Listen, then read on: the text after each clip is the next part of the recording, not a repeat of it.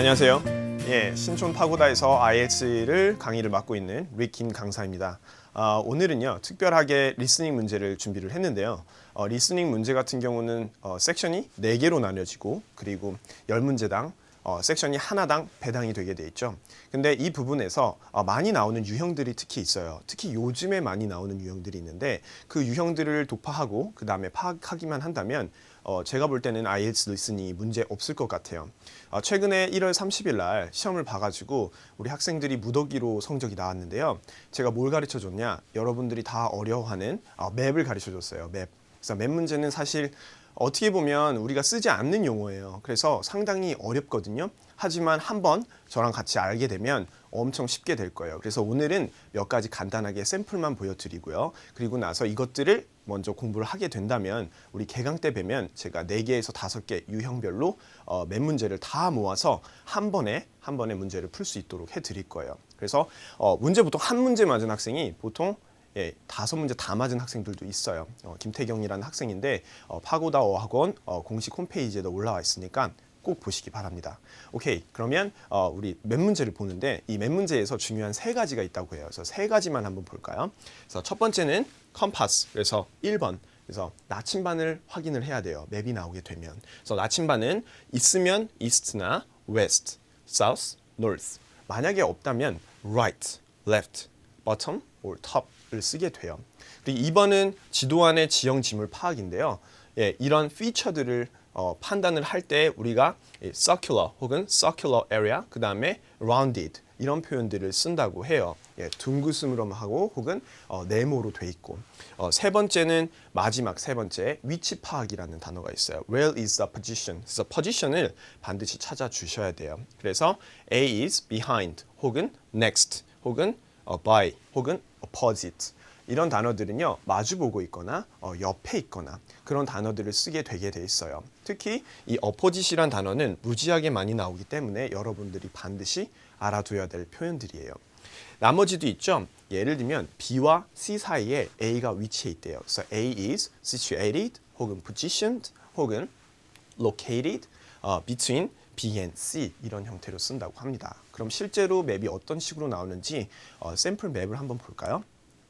자, 맵이 이렇게 나왔죠. 그래서 첫 번째는 컴파스 유무를 확인을 하셔야 돼요. 그래서 나침반이죠, 나침반. 그래서 나침반을 반드시 확인을 하셔야 되는데 만약에 나침반이 있어요, 이렇게, 그렇죠? 그래서 나침반이 있는 경우에는요, 옆에 이스트라고 크게 써놓으세요.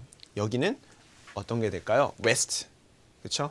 그리고 여기는 사우스, 그리고 여기는 노스. 특히 여성분들은 우리 방향 감각에 대해서 많이 조금 힘들어하시는 분들이 있거든요. 그래서 맵이 나오면 이렇게 쓰시면 되고요. 그리고 만약에 나침반이 없어요. 나침반이 없는 경우는 좀 더 흔하거든요. 그래서 나침반이 없는 경우는 이렇게 top 혹은 above 혹은요 right 혹은 left 혹은 bottom이나 below로 표현이 되게 돼 있습니다. 그러니까 나침반 유무를 반드시 확인하셔야 돼요. 리스닝 같은 경우는 예측만큼 중요한 게 없어요. 그래서 예측을 반드시 잘 하셔야 돼요. 그러면 그만큼 점수도 오르게 돼 있습니다. 특히 지도 문제에서는요. 아주 치명적이에요. 오케이. 그러면 다음 거 한번 볼까요? 다음 거는요. 이 피처를 반드시 잡아야 돼요. 그래서 특징들이라고 하죠. 지금 보면 이런 지형적 특색들이 있는데요.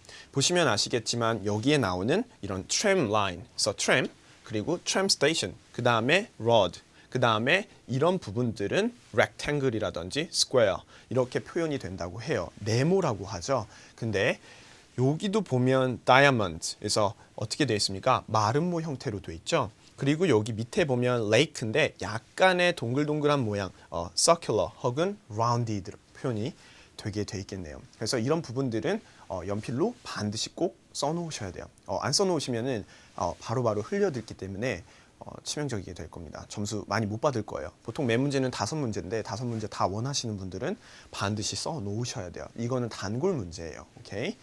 자, 다음 것도 한번 볼까요? 자, 이런 지형적 특색이 있는데요. 저만의 비법이 있어요. 이 부분은요, 릭스 팁인데, 이런 roundabout이라고 표현을 하거든요. roundabout. 근데 이런 것들은 이렇게 교차로에서 신호등이 없는 구간들을 얘기를 해요. 가끔 도로에서. 그래서 로드 문제가 나오고 이런 동글뱅이들이 나오면 water이라든지 혹은 roundabout이라는 표현을 쓰게 되겠습니다. 꼭 기억해 두시길 바라겠습니다. 왜냐하면 영연방 국가에서는 roundabout이라는 표현을 쓰거든요. 예, 이런 신호등 체계가 없는 곳, 예를 들면 이런 신축 건물에 많이 있죠. 오케이, next. 다음 거 한번 볼까요? 다음 거는 where is the position? 그래서 위치를 나타내는 문제예요. 그래서 세 개 기억했었죠. 첫 번째는 나침반, 두 번째는 지형적 특색, 세 번째는 어디 위치로 가야 되는지 그런 방향을 나타내는 거예요. 방향, direction. 그래서 go down 이런 표현들은 밑으로 흘러가기도 했죠. 근데 go 말고요. head down이라는 표현이 있대요. 그럼 반대말은 당연히 go up이라고 되어 있겠죠. 혹은 head up 이런 표현으로 쓰게 되겠습니다. 다음 거는요. 여기 보시면 아시겠지만 여기 트램 스테이션이 이렇게 나와 있어요. 근데 이런 것들이 지금 맞은편에 마주보고 있거든요. 이렇게 화살표가 정면으로 대로가 대로 사이로 마주보고 있는 것들은 opposite 라고 표현을 한대요. 반드시 이런 표현들은 7점 표현이기 때문에 꼭 알아두셔야 되는 표현입니다. 저는 무조건 이런 거 나오면 쓰거든요. 그러니까 반드시 외워두세요. 그래서 G의 location은요, opposite the old railway station이라고 보시면 되겠습니다. 자, 다음 것도 한번 볼까요? 다음 거는 두 번째 형태예요. 지금 보면 아까 얘기했듯이 옆이나 뒤 혹은 앞을 의미할 때 이런 behind, the tram line. 그래서 A는요, tram line 뒤에 있다라고도 얘기할 수 있어요. 때에 따라선 in front of를 쓸 수도 있겠죠. 다음 거. 여기도 보면 A is beside 혹은 next to라는 표현을 쓸 수 있다고 해요. 옆이라는 표현이거든요. 그거 외에도 by라는 표현을 쓸 수 있는데요. 여러분들은 이런 문제들이 나오면 반드시 꼭 기억을 해 놓으셔야 돼요. 그리고 반드시 여기다 써놓자. 오케이? 다음 거 하나 더 있죠. 여기도 마찬가지로 behind 혹은 under 혹은 below 이런 표현들로 바뀌어서 나온다고 합니다. 반드시 외워두자. 저랑 어떤 했던 것들은. 다음 거. 자, 제일 키 포인트입니다. 여기서 하이라이트인데요. 자, 오늘 영상을 보게 되면 딱 제가 진짜 중요하게 생각하는 것이 있어요. 이 부분인데요. 우리가 도로를 달리게 되거나 혹은 어떠한 위치에서 차를 타고 가게 되면 도로에 접점이 있어요. 접점. 그 접점을 가지고 여러 형태로 얘기를 하거든요. 그래서 이 부분들은요. A라고 하면 이 로드가 그리고 여기가 B 로드라고 합시다. 그러면 A road joins B road라고 이렇게 조동사 목적어 형태로도 쓰일 수 있고요.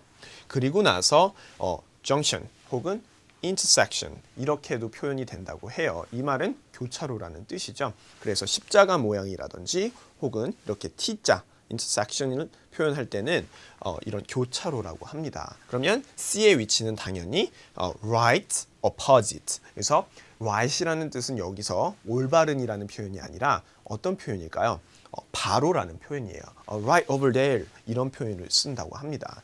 그리고 on the far side 이 표현은요 건너편이라는 뜻이에요. 멀다라는 표현으로도 쓰이긴 하지만 여기서는 railway line의 건너편이라는 표현으로도 쓰인다고 합니다. 자, 이렇게까지 배웠는데 이거는 사실 빙산의 일각일 뿐이에요, 여러분. 그래서 이 부분들을 차곡차곡 쌓아서 그다음 계속 영상을 보고 그다음에 실전에서 우리가 쓸 수 있다면 충분히 몇 문제 걱정 없습니다. 수강후기 확인하시고요. 우리가 다음 시간에 개강날 반드시 등록하시고 저랑 같이 몇 문제부터 파악 한번 해보도록 하겠습니다. 오케이, 여기까지 릭스 IELTS 리스닝 섹션 2 부분의 몇 문제였습니다. 감사합니다.